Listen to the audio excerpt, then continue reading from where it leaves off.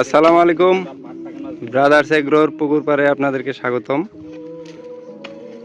আমাদের পুকুরে হাঁসের শেড বানানোর জন্য বাঁশ কাটার কার্যক্রম চলতেছে। এদিকে আমরা পেঁপে গাছের চারা রোপণের জন্য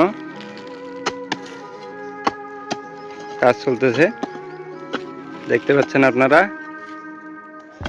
আমাদের চেয়ারম্যান সাহেব এবং আমাদের ম্যানেজিং ডাইরেক্টর সাহেব তারা এখানে পরিশ্রম করতেছে।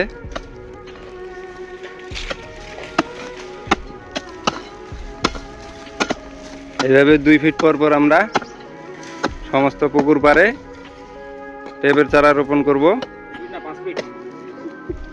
5 ফিট পর পর পেঁপের চারা রোপণ করব।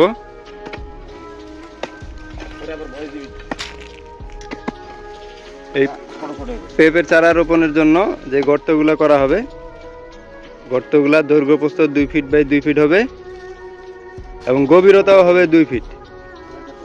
দেখতে পাচ্ছেন, সেইভাবে আমরা কাজ আগাইতেছি।